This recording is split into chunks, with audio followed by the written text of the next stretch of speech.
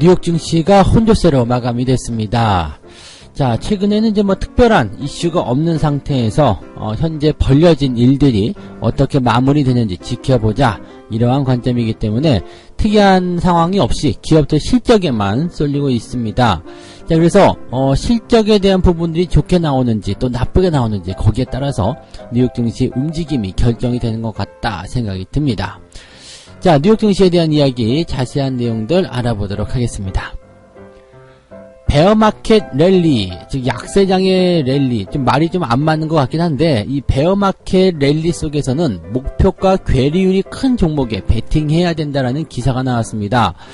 목표가 괴리율, 목표가를 어떻게 정했느냐라고 따져보니까 증권사 목표가라고 하는데, 증권사 목표가를 과연 믿을 수 있는 것인지, 또 이 괴리율이 어느 정도까지 벌어졌기 이런 괴리율이 큰 종목에 베팅하라는 말이 나오는지 알아보도록 하겠습니다.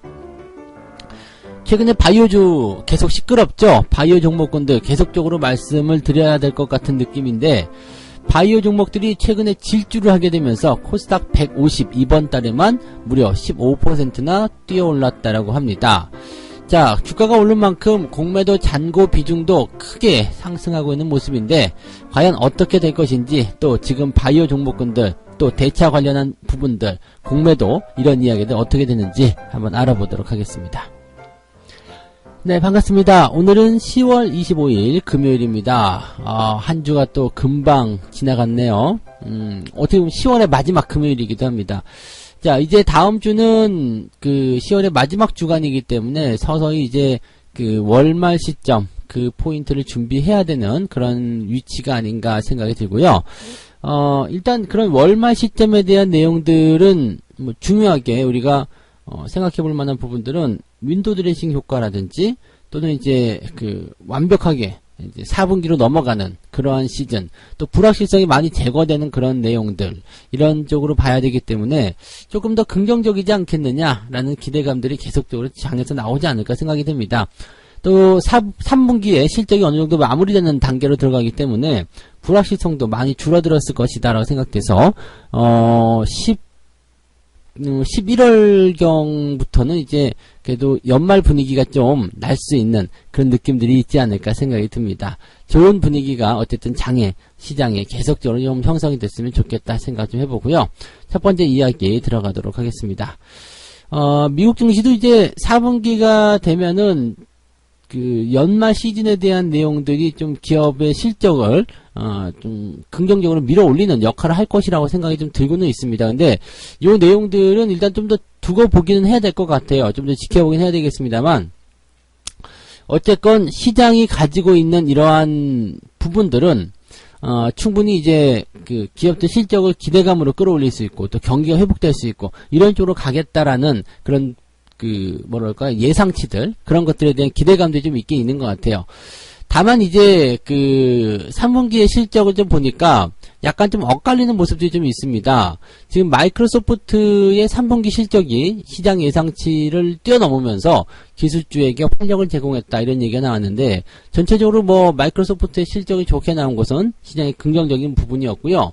테슬라 역시도 적자를 볼 것이다 라고 시장이 예상했었는데, 그냥 이걸 적자를 아예 흑자로 뒤집어 버리면서 주가가 무려 18%나 폭등을 하는 모습이 나타났죠. 시장의 예상을 이렇게 뛰어넘게 되면은 굉장히 큰 수익이 나타나게 되는 경우도 있습니다.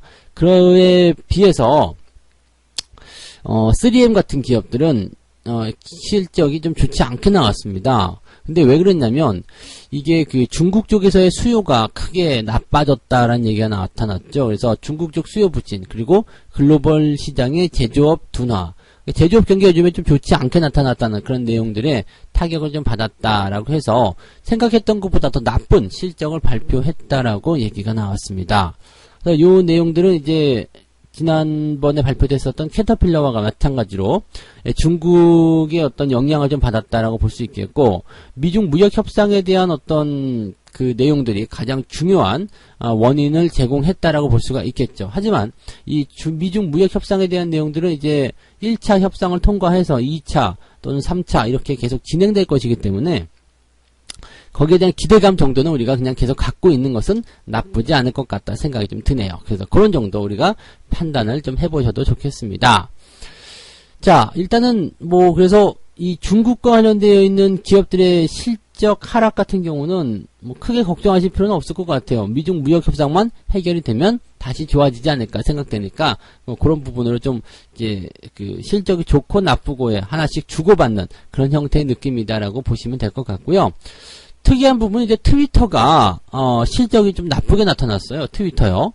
그래서 주가가 무려 20%나 폭락을 하는 모습이 좀 나타났는데, 트위터는 이제 트럼프 대통령의 그런 그 메신저로 활용이 되면서 굉장히 좀 이슈화되는 부분이었죠. 트럼프 대통령이 트위터를 통해 가지고 자꾸 그냥 자기의 생각을 막 써대니까 기자들이 또는 이 정치에 또는 이슈에 관련되어 있거나 관심이 있는 사람들이 트럼프 대통령이 하는 말을 들으려고 트위터에 가입을 해서 전부 다 친구 추천했다는 거 아니겠습니까? 그러면서 트위터의 사용량이 굉장히 많이 늘어났고, 실질적으로 이제 작년 같은 경우에는 이 트위터의 실적이 굉장히 큰 폭으로 뛰었다. 그 트위터가 실적이 많이 뛴 이유는 트럼프 때문이다.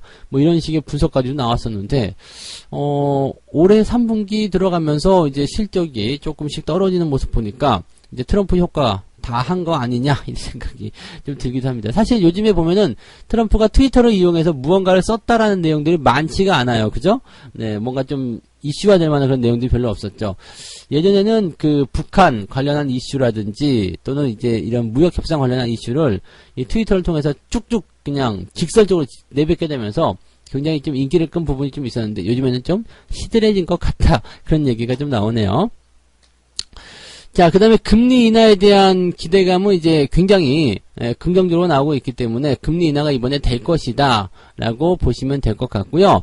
유럽 중앙은행도 현재 이제 그 기준 금리에 대한 어떤 향후 방향 이런 것들을 뭐 특별한 변화를 주지 않았습니다. 그래서 지금까지는 이제 계속적으로 통화 완화 정책이라든지 이제 경기 부양에 대한 의지가 있었기 때문에 이런 것들은 뭐 특별히 변화를 주지 않았다고 하더라도 향후에 이런 방향들을 계속 따라갈 것이다라고 생각하시면 되겠죠. 그래서 유럽 쪽에서의 움직임들은 크게 나쁘지 않습니다. 그리고 전체적으로 이제 뭐 금리 인하에 대한 분위기가 많이 형성되어 있기 때문에 경기 부양에 대한 의지들은 충분히 확인이 되고 있다, 이렇게 판단하시면 좋겠습니다. 자, 영국에서 나온 그 소식 같은 경우는요, 브렉시트는 일단 그 브렉시트 합의안을 재검토할 시간, 요게 필요하다. 그래서 보리스 존슨, 이름 되게 어려워요. 존슨 총리라고 할게요. 이제 존슨 총리가 브렉시트 합의안을 재검토할 시간을 가지는 데는 동의하겠다, 이렇게 얘기를 했어요. 그런데 거기에는 동의하는데 문제는 뭐냐면, 그렇게 하려면 조기 총선도 실시를 해줘라. 이거 더러워서 못 해먹겠다 라고 이야기를 했어요. 그래서 조기 총선에 대한 요청을 이제 다음 주에 의회에 제출할 것이다 라고 얘기가 됐습니다. 자, 그렇다면 조기 총선까지 들어간다면 EU 쪽에서는 브렉시트의 기간을 넉넉하게 연장해 줘야 되지 않겠느냐. 왜? 12월에 조기 총선하게 된다면 이 합의안도 만들고 그러면 1월 말이 아니라 뭐 2월 말이나 3월 말까지도 이런 브렉시트 기한을 넉넉하게 연장해야 되는 상황이 벌어질 수도 있다, 이렇게 될 수가 있겠죠. 자, 그래서 존슨 총리가 이제 조기 총선을 요청할 것이다, 이런 소식이 전해지면서 전체적으로 좀 분위기도 바뀌는 듯한 느낌이 좀 있었습니다. 뭐 당연히 EU 쪽에서는 브렉시트 기간을 넉넉하게 연장해 줄 것이다. 이것은 좋은 소식이 될 수밖에 없는 얘기죠. 불확실성의 기간이 좀 길어질 수도 있겠습니다만, 또 강력하게 노딜이든 뭐든 이제 브렉시트를 원했었던 존슨 총리가 조기 총선을 하자, 나 그만둘래 이라고 얘기하니까 또 시장에는 유화적인 분위기가 형성되었다라고 볼 수도 있겠는데, 문제는 또 이제 하원 쪽이겠죠. 영국 의회에서는 야당 쪽에서 조기 총선 실시에 아주 부정적이다라고 이야기를 하고 있습니다. 야당 입장에서는 그냥 이렇게 그 여당이 하는 그런 어떤 입법 이런 것들에 반대를 틱틱 던지면서 총리를 괴롭히는 것도 재미가 있을 거라 생각이 좀 들긴 합니다.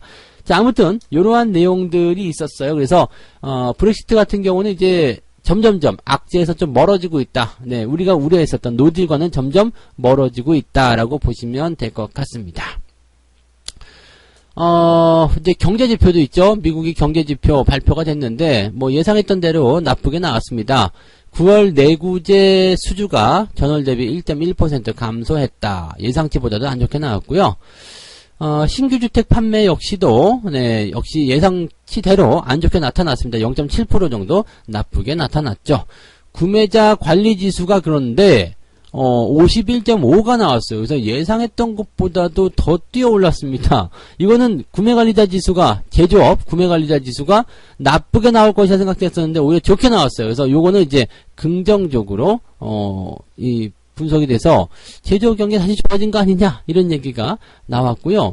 실업수당 청구 건수도 오히려 또 감소가 됐습니다. 그래서 시장 예상치는 늘어날 것이다 라고 예상이 됐었는데 오히려 감소가 됐습니다. 그래서 이 경제 지표들 중에서 조금 이제 내구재 주문 같은 경우도 물론 중요하겠습니다만 제조업 PMI 지수라든지 이런 실업수당 청구 건수 이런 것들이 훨씬 더 중요한 그런 포인트를 가지고 있기 때문에 어떻게 보면 이제 중요한 지수들이 좋은 결과를 만들어내면서 시장의 심리를 좀 많이 회복시키지 않았을까라고 보시면 될 것 같습니다.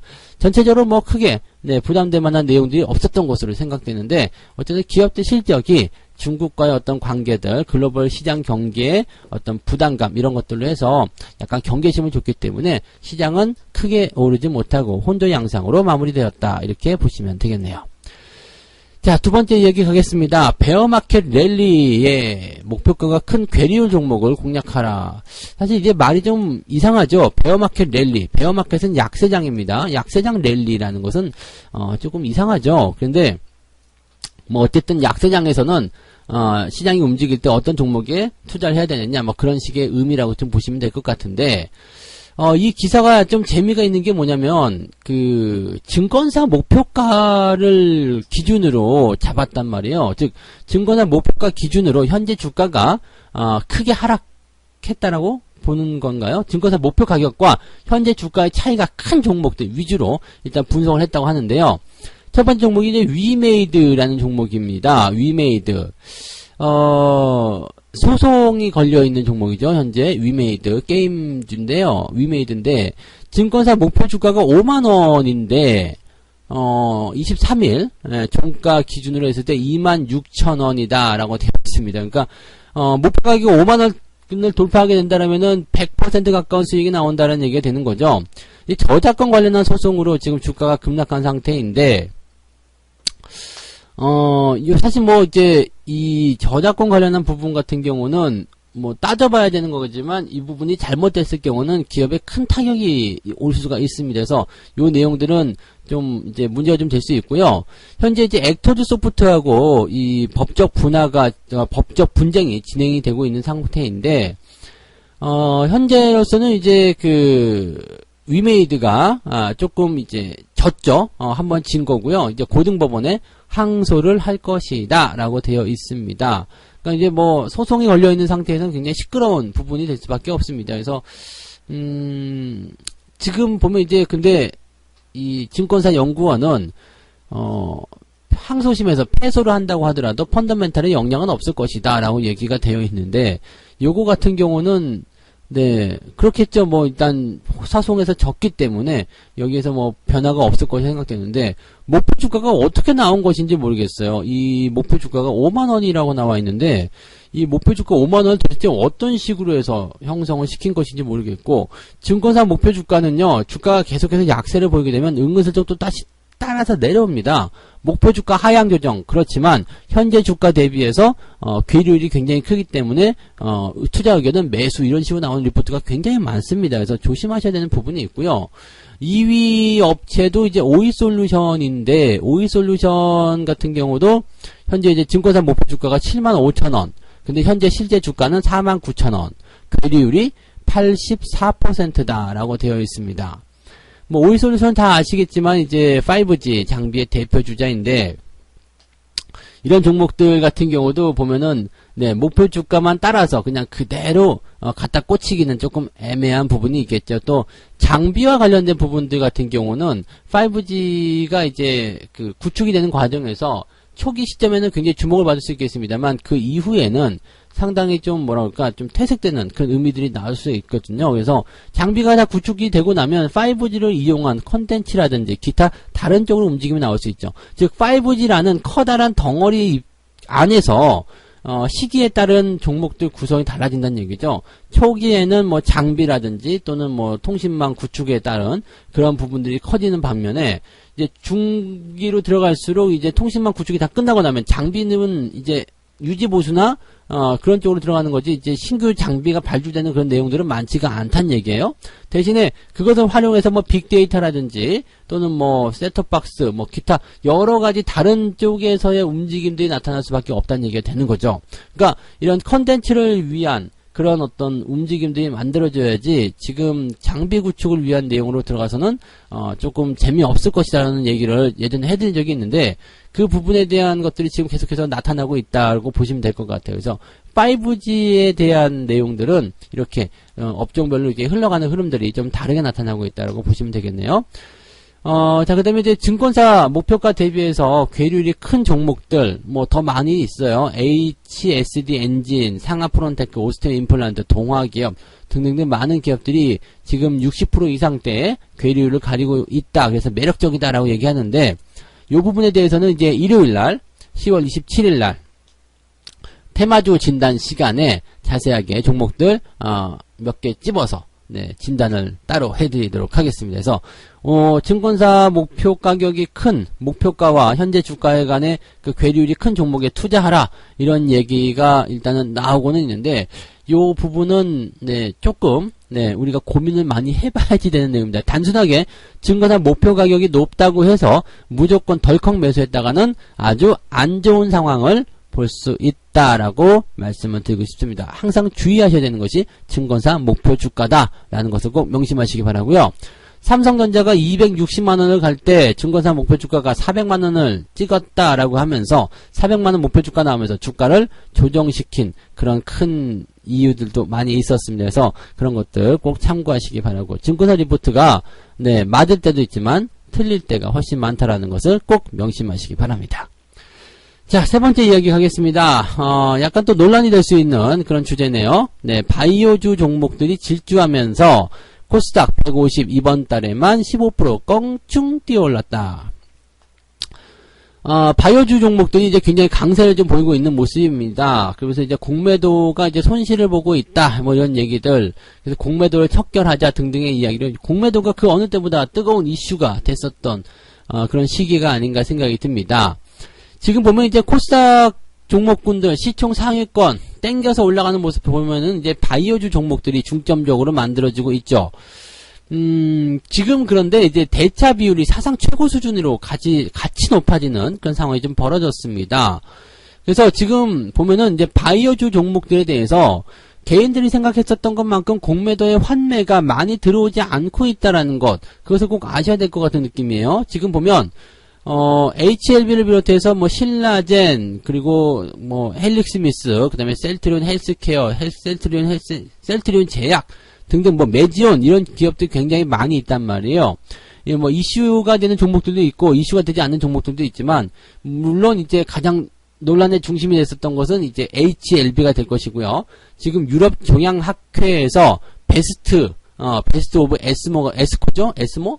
이렇게 됐기 때문에 이 유럽 종양학교에서 가장 뛰어난 뭐 그런 평가를 받기도 했었고, 그래서 임상 3상에 대한 어떤 효과가 입증됐다라고 성공 발표를 하게 되면서 HLB 주가가 크게 상승했습니다. 뭐 이 부분 굉장히 좋아요. 뭐 임상에 성공을 했고 신약에 대한 어떤 성공 가능성이 높고 앞으로 추가적인 성장할 수 있다. 실제로 이제 이 진양권 회장이 TV 인터뷰에 나와서 바이오주 종목 우리는 이제 조금 더 빠르게 더 진행될 수 있을 것이다. 그래서 기존에 뭐 2, 3년 걸리던 것을 그래도 1년 안에 해낼 수 있다라고 얘기를 좀 해놓은 상태인데, 그렇게 된다면 이제 주가가 이제 상승할 수 있는 포인트는 계속 만들어질 수 있겠죠. 다만 이제 단기간에 많이 올라온 부분에 대해서 이제 논란이 되고 있는 건데, 단기간에 많이 올라온 상태에서 공매도가 손해를 많이 보고 있는 상태가 된 거죠. 공매도는 이제 밑에서 많이 쳐놓은 상태인데, 단기에 주가가 빵 하고 튀어올랐어요. 그러다 보니까 이 뛰어오른 속도가 굉장히 빨랐고 또 폭이 굉장히 크다 보니까 공매도들이 손실을 많이 봤어요. 그러면서 기사가 나온 게 뭐냐면 공매도를 한 사람들이 이제 뭐 심할서를 쓰고 있다. 공매도 큰일 났다. 난리 났다. 이제 엄청난 손실 때문에 대량 이런 숏 커버링, 즉 숏 스퀴즈라는 그런 대량 환매가 들어와서 주가를 크게 상승시킬 것이다라는 이야기가 뉴스를 통해서 막 언론을 통해서 엄청나게 나옵니다. 그러면서 다시 개인들의 어떤 유튜브라든지 이런 것들 통해서 생산이 되고 개인 투자자들이 여기서 좀 많이 열광했던 것 같아요. 왜냐하면 그동안 나를 괴롭히던 그동안 우리에게 피해만 줬던 공매도가 엿을 먹고 있다니까 얼마나 기분이 좋겠습니까? 그런데다가 주가까지 뛰어 올라간다고 하니까 그냥 여기다 대고 막 주식을 사가지고 지금 보시면은 개인들의 매매 비중이 굉장히 많이 포진이 되어 있습니다. 근데 실제로 주가가 이렇게 올라가는 상황에서 공매도의 어떤 환매 물량이 확 쏟아져 나와야지 되는데 실제로는 오히려 조금 늘었다가 다시 조금 줄었다가 조금 늘었다가 좀 그 잔고의 변화가 많지 않은 상태입니다.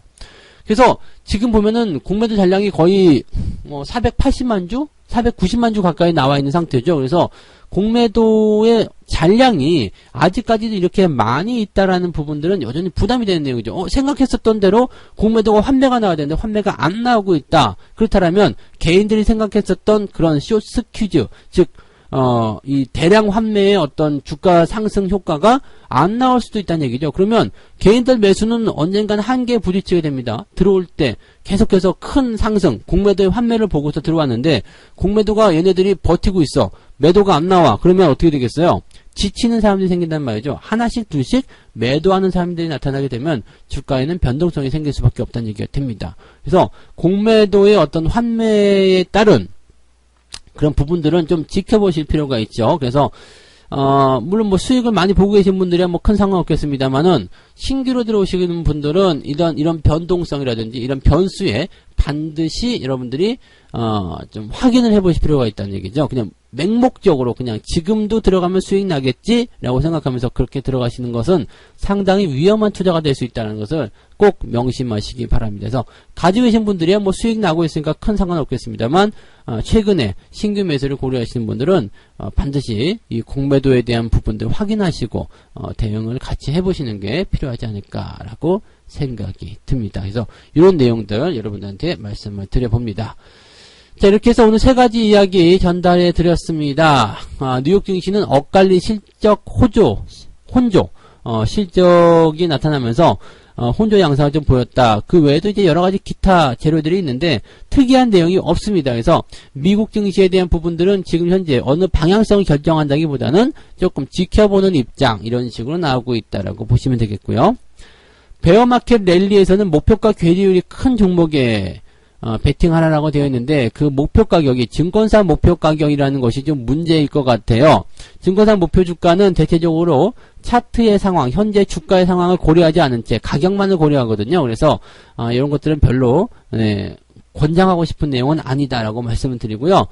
이번 주 일요일 테마주 진단 시간에 이 괴리율 큰 종목들에 대한 집중적인 내용들을 좀 다뤄보도록 하겠습니다. 자, 바이오주 종목군들 최근에 이제 주가가 계속 상승하게 되면서 변동성을 키워가기도 했고 개인들에게 큰 기대감을 주고 있기도 한데 생각했던 것만큼 공매도의 환매가 많이 나오고 있지 않기 때문에 여기에 따른 주의는 조금 필요하다라는 말씀을 드려야 될 것 같습니다. 그래서 그 내용들 잘 확인하고 대응하자라고 말씀을 드리도록 하겠습니다.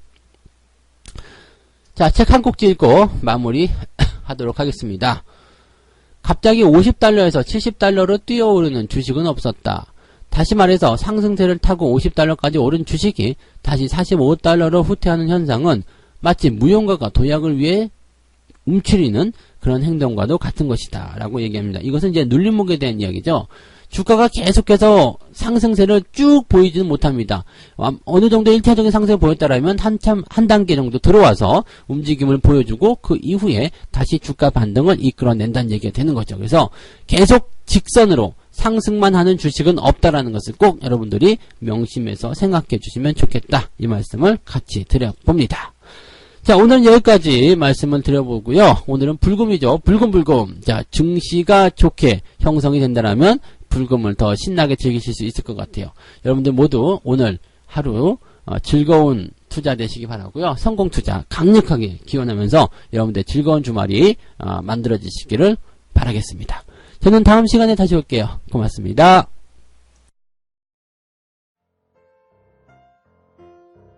본 방송에서 제공되는 모든 정보는 투자 판단의 참고 자료이며 투자의 최종 책임은 본 방송을 이용하는 본인에게 있습니다.